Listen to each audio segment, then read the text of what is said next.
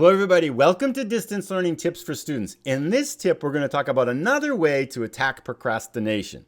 Now, I'd like you to think with me on a certain situation. You're sitting around and you've got a lot of stuff to do for school. Maybe, for example, you've got to do a math worksheet, thinking, oh, I got a reading assignment, I got to do this thing for science, I got to do this other stuff. And you've got like 5, 6, 7 things to do and you're like, oh my God, that's so much stuff.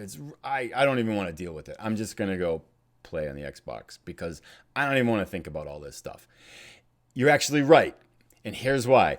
The brain finds it really hard to get started when it sees a big number of tasks that it has to do. It's too daunting. It's really hard for the brain to feel like, oh, I'm never going to get through all this stuff. It's going to take forever. There's just too many things I have to do. So it's really easy for the brain to disengage.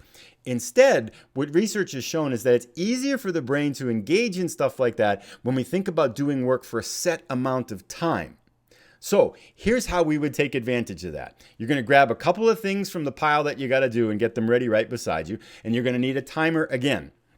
Now, again, as we mentioned with the 10-minute trick, I would suggest not using your cell phone if it's going to be a distraction for you. Instead, I'd use a wall clock, an oven timer, or a friend or parent or guardian who can come in and say, hey, you've been working for 25 minutes, you need to stop, or something like that. Anything works, but as long as it's not going to be a distraction. Then usually the accepted time for this is what's called the Pomodoro Technique, is 25 minutes. And you're going to stop at the end of 25 minutes, and then you're going to take a 5 or 10 minute break and come back and do it again. So for 25 minutes, you work really hard getting as much as you can done. When that time is up, you force yourself to stop, take a 5 or 10 minute break, and then you come back at it again to get more stuff done until you've gone through all the stuff that needs to be done. Now, 25 minutes has been shown to be a time that it's really easy for the brain to concentrate for that long, but then you want to start to give the brain a break so it can recover fast and come back with more energy later than that. Now, a couple things you might be wondering. You might be saying like, wait a second, I thought you just told us to do it for 10 minutes, and now you're telling us to do it for 25 minutes. What gives? This is the two conflicting things here. What do you mean? You're telling me two different things. Well, they're both good strategies. Some people find that one works better than the others, and some people find that one works better than the other in different circumstances. I use both because I think they're slightly different.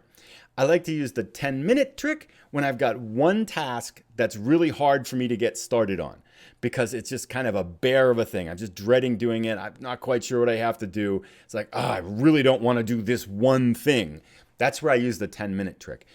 The 25-minute technique works really well for me when I've got a big amount of things to do. I've got like 6, 7, 8 things to do. It's going to take a long time. And I really dread getting started. Then the 25-minute Pomodoro technique works really well for me to get started. Because I can do some stuff for 25 minutes.